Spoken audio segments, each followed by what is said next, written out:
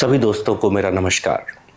दोस्तों, आज के इस एपिसोड में हम हनुमान चालीसा के बारे में बात करेंगे। अब हनुमान चालीसा के बारे में कुछ भी बोलना ऐसा है जैसे सूरज को दिया दिखाना। सब लोग हनुमान चालीसा के बारे में सब कुछ जानते हैं, लेकिन पाठन तो करते हैं, उसका पाठ करते हैं, लेकिन शायद बहुत सारे लोग उसकी सारी चौपाइयों का, उसके दोहों का अर्थ नहीं जानते, मतलब नहीं जानते। सिर्फ रटा रटाया हनुमान चालीसा जैसा सुना है वैसा बोलते जाते हैं। अब मेरा पर्सनल रूप से ये मानना है कि जब तक हम किसी मंत्र को या चालीसा को समझ ना लें, उसकी चौपाइयों का, उसके दोहों का अर्थ ना जान लें, सिर्फ रटा रटाया अभ्यास करना हमें वो फल नहीं दे सकता, क्योंकि हमें पता ही नहीं हम क्या बोल रहे हैं, हम भगवान से क्या मांग रहे हैं, हम भगवान को किस रूप में पूज रहे हैं, उनके किस रूप में पूजा कर रहे हैं और क्या बोल रहे हैं। हमें कुछ पता ही नहीं होता, सिर्फ रटा रटाया अभ्यास करते हैं, तो हम भगवान से उस लेवल पे कनेक्ट नहीं कर पाते। अब आप देख रहे होंगे मेरे पास एक छोटा सा हनुमान चालीसा का किताब रखा हुआ है। मैं नॉर्मली इसको अपने साथ रखता हूँ, ट्रैवल करने में बहुत आसानी होती है। और अगर मैं हनुमान चालीसा के बारे में बात करूँ तो हनुमान चालीसा बहुत यूनिक है और इसकी कुछ खासियत हैं जो इसको बहुत पावरफुल बनाती हैं। आज के इस वीडियो में मैं आपको इसके दोहे और इसकी चौपाइयों का लाइन बाय लाइन अर्थ हिंदी में बताने की कोशिश करूंगा, जिससे आप उसे समझ पाएं और आपका हनुमान चालीसा का पाठ और ज़्यादा प्रभावशाली हो पाए। अभी सबसे पहले अगर मैं बात करूं, जब आप हनुमान चालीसा ओपन करते हैं, जब आप हनुमान चालीसा शुरू करते हैं, तब आप नोटिस करेंगे सबसे पहले उसकी शुरुआत एक दोहे से होती है, उसके बाद चौपाइयाँ आती हैं और उसका अंत भी एक दोहे के साथ होता है। अब ऐसा क्यों? नॉर्मली हम आरती करते हैं, कोई मंत्र का उच्चारण करते हैं, उसमें डायरेक्टली हम उस मंत्र का उच्चारण ज़्यादातर ओम से शुरू होता है। फॉर एग्जाम्पल, ओम भूर्भुवः स्वः, ओम शांति नमो नमः। इस तरह से जो भी मंत्र है वो ओम से उच्चारण शुरू होता है और स्वाहा के साथ नॉर्मली वो मंत्र खत्म हो जाता है। लेकिन हनुमान चालीसा इससे डिफरेंट है। वो एक दोहे से शुरू होती है, कुछ चौपाइयों का पाठ होता है और उसका अंत भी दोहे के साथ होता है। अब ये दोहे क्या हैं? अब ये दोहे जो है, जब हम पहला दोहा पढ़ते हैं, श्री गुरु चरण सरोज रज, जब हम इस दोहे का पाठन शुरू करते हैं तो ये दोहा हमको हनुमान जी की शक्तियों के साथ जोड़ने का कार्य करता है। यानी एक तरह से ये इनिशिएशन है कि हनुमान जी, हम आपका चालीसा का पाठ शुरू करने वाले हैं, इस पाठ का हमें पूरा फल मिले। और फिर सारी चौपाइयाँ पढ़कर हम उनका गुणगान करते हैं और जो एक दोहा लास्ट में आता है उस दोहे के साथ हम समापन करते हैं कि इस वाली चालीसा का पाठ अब समाप्त होता है। हे प्रभु, हमें इस पाठ का संपूर्ण लाभ देना। इसका मतलब हम एक इनिशिएशन करते हैं, उसकी प्रोसीडिंग करते हैं और प्रॉपर क्लोजर करते हैं। ये हनुमान चालीसा की खासियत है। तो चलिए अभी देर ना करते हुए, जैसे इस वीडियो का विषय है, मैं आपको हनुमान चालीसा के सारे दोहों का, यानी जो दो दोहे हैं, शुरुआत, प्रारंभ और अंत, उन दोनों दोहों का और सारी चौपाइयों का लाइन बाय लाइन अर्थ समझाने की कोशिश करूंगा। उम्मीद करता हूं आपको इससे बहुत लाभ मिलेगा। तो जैसे हमने अभी बात किया कि हनुमान चालीसा की शुरुआत एक दोहे से होती है, श्री गुरु चरण सरोज रज, निज मन मुकुर सुधारी, वर्णउ रघुवर विमल जसु, जो दायक फलचारी। इसका अर्थ है कि श्री गुरु महाराज के चरण कमलों की धूलि से अपने मन रूपी दर्पण को पवित्र करके श्री रघुवीर के निर्मल यश का वर्णन करता हूं, जो चारों फल, धर्म, अर्थ, काम और मोक्ष को देने वाला है। अभी इसी दोहे का दूसरा पार्ट है, बुद्धिहीन तनु जान के सुमरो पवन कुमार, बल बुद्धि विद्या देहु मुहि, हरहु कलेश विकार। अब यहाँ पर इसका अर्थ है कि हे पवन कुमार, मैं आपका सुमिरन करता हूँ। आप तो जानते ही हैं कि मेरा शरीर और बुद्धि निर्बल है। मुझे शारीरिक बल, सद्बुद्धि और ज्ञान दीजिए और मेरे दुखों और दोषों का नाश कर दीजिए। इसके बाद चौपाई शुरू होती है, जहाँ से हनुमान चालीसा स्टार्ट होती है। इस दोहे के बाद, जय हनुमान ज्ञान गुण सागर, जय कपीस तिहुँ लोक उजागर। इसका अर्थ है, श्री हनुमान जी, आपकी जय हो, आपका ज्ञान और गुण अथाह है। हे कपीश्वर, आपकी जय हो, तीनों लोकों, स्वर्गलोक, भूलोक और पाताल लोक में आपकी कीर्ति फैली हुई है। इसके आगे की चौपाई, रामदूत अतुलित बलधामा, अंजनी पुत्र पवन सुत नामा। इसका अर्थ है, हे पवन सुत, अंजनी वंदन, आपके समान दूसरा बलवान कोई नहीं है। महावीर विक्रम बजरंगी, कुमति निवार सुमति के संगी। अर्थ है, हे महावीर बजरंग बली जी, आप विशेष पराक्रम वाले हैं।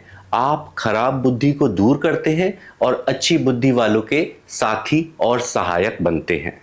कंचन वरन विराज सुवेसा कानन कुंडल कुंचित केसा। अर्थात आप सुनहरे रंग, सुंदर वस्त्रों, कानों में कुंडल और घुंघराले बालों से सुशोभित हैं। हाथ वज्र और ध्वजा विराजे, कांधे मुंज जनेऊ साजे। अर्थात आपके हाथ में वज्र और ध्वजा है और कंधे पर मुंज के जनेऊ की शोभा है। शंकर सुवन केसरी नंदन, तेज प्रताप महाजगवंदन। शंकर के अवतार, हे केसरी नंदन, आपके पराक्रम और महान यश की संसार भर में वंदना होती है। विद्यावान गुणी अति चातुर, राम काज करे बै को आतुर। अर्थात आप प्रकांड विद्या निधान है, गुणवान और अत्यंत कार्य कुशल होकर श्री राम के कार्य करने के लिए हमेशा आतुर रहते हैं। प्रभु चरित्र सुनबे को रसिया, राम लखन सीता मन बसिया। आप श्री राम चरित्र सुनने में आनंद रस लेते हैं। श्री राम, सीता और लक्ष्मण आपके हृदय में बसे रहते हैं। सूक्ष्म रूप धरी सियहि दिखावा, विकट रूप धरी लंक जरावा। अर्थात आपने अपना बहुत छोटा सा रूप धारण करके सीता माता को दिखलाया और भयानक रूप धारण करके लंका को जलाया।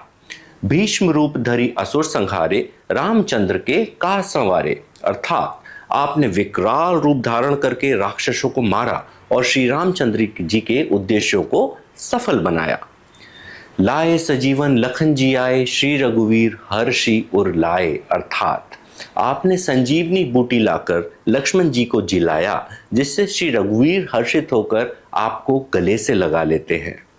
रघुपति कीनी बहुत बड़ाई, तुम मम प्रिय भरतहि सम भाई। अर्थात श्री रामचंद्र जी ने आपकी बहुत प्रशंसा की और कहा कि तुम मेरे भरत जैसे प्यारे भाई हो। सहस बदन तुमरो जस गावे, अस कही श्रीपति कंठ लगावे। श्री राम जी ने आपको ये कहकर हृदय से लगा लिया कि तुम्हारा यश हजारों मुखों से सराहनीय है। सनकादिक ब्रह्मादि मुनीसा, नारद सारद सहित अईसा। श्री सनक, श्री सनातन, श्री सनंदन, श्री चंदन कुमार आदि मुनि, ब्रह्मा आदि देवता, नारद जी, सरस्वती जी, शेषनाग जी सब आपको बहुत बहुत गुणगान के साथ बताते हैं। जम कुबेर दिक्पाल जहांते, कवि कोविद कही सके कहाँ ते। अर्थात यमराज, कुबेर आदि सब दिशाओं के रक्षक, कवि, विद्वान, पंडित या कोई भी आपके यश का पूर्णता वर्णन नहीं कर सकता। तुम उपकार सुग्रीव ही कीना, राम मिलाए राजपद दीना। आपने सुग्रीव जी को श्री राम जी से मिलाकर उपकार किया, जिसके कारण वो राजा बन सके। तुम्हरो मंत्र विभीषण माना, लंकेश्वर भय सब जग जाना। आपके उपदेश का विभीषण जी ने पालन किया, जिससे वे लंका के राजा बने। इसको सारा संसार जानता है। जुग सहस्त्र जोजन पर भानु, लील्यो ताहि मधुर फल जानू। अर्थात जो सूर्य इतने योजन दूरी पर है कि उस तक पहुंचने के लिए हजारों युग लगे, 2000 योजन की दूरी पर स्थित सूर्य को आपने एक मीठा फल समझकर निगल लिया था। प्रभु मुद्रिका मेल मुख माही, जलधि लांग गए अचरज नाही। आपने ही श्री रामचंद्र जी की अंगूठी को मुंह में रखकर समुद्र को पार किया। इसमें कोई बड़ा आश्चर्य नहीं है। दुर्गम काज जगत के जेते, सुगम अनुग्रह तुमरे तेते। संसार में जितने भी कठिन से कठिन काम हो वो आपकी कृपा से सहजता से हो जाते हैं। राम दुआरे तुम रखवारे, होत ना आज्ञा बिनु पैसारे। अर्थात श्री रामचंद्र जी के द्वार के आप रखवाले हैं, जिसमें आपकी आज्ञा के बिना किसी को प्रवेश नहीं मिलता। अर्थात आपकी प्रसन्नता के बिना राम के पास पाना संभव नहीं है। सब सुख लहे तुम्हारी सरना, तुम रक्षक काहू को डरना। अर्थात जो भी आपकी शरण में आते हैं उन सभी को आनंद प्राप्त होता है, और जब आप रक्षक हो तो फिर उसको किसी का भय नहीं रहता। आपन तेज समारोह आपे, तीनों लोग हाँकते कांपे। अर्थात आपके सिवा आपके वेग को कोई नहीं रोक सकता। आपकी गर्जना से तीनों लोग कांप जाते हैं। भूत पिशाच निकट नहीं आवे, महावीर जब नाम सुनावे। जहां महावीर हनुमान जी का नाम सुनाया जाता है, वहां भूत पिशाच पास भी नहीं फटक सकते। नासे रोग हरे सब पीरा, जपत निरंतर हनुमत वीरा। वीर हनुमान जी, आपका निरंतर जाप करने से सारे रोग चले जाते हैं और सारी पीड़ा मिट जाती है। संकट ते हनुमान छुड़ावे, मन क्रम वचन ध्यान जो लावे।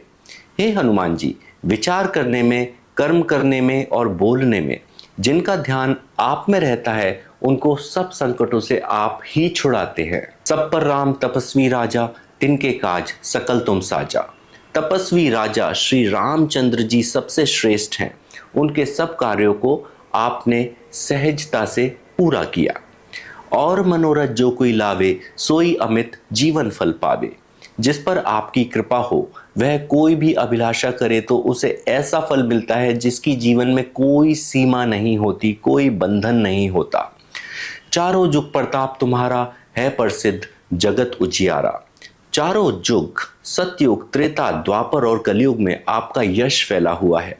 जगत में आपकी कीर्ति हर जगह प्रकाशमान है। साधु संत के तुम रखवारे, असुर निकंदन राम दुलारे। हे श्री राम के दुलारे, आप सज्जनों की रक्षा करते हैं और दुर्जनों का नाश करते हैं। अष्ट सिद्धि नवनिधि के दाता, असवर दीन जानकी माता।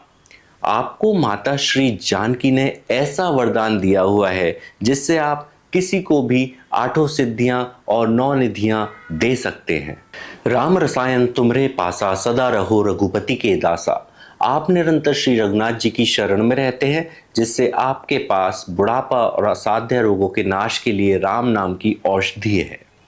तुमरे भजन राम को पावे, जन्म जन्म के दुख बिसरावे। आपका भजन करने से श्री राम जी प्राप्त होते हैं और जन्म जन्मांतर के दुख दूर हो जाते हैं। अंतकाल रघुबर बुरजाही, जहां जन्म हरि भक्त कहाही। अर्थात अंत समय में श्री रघुनाथ जी के धाम को जाते हैं और यदि फिर भी जन्म लेंगे तो भक्ति करेंगे और श्री राम के भक्त कहलाएंगे। और देवता चित्त न धरई, हनुमत से ही सर्व सुख करई।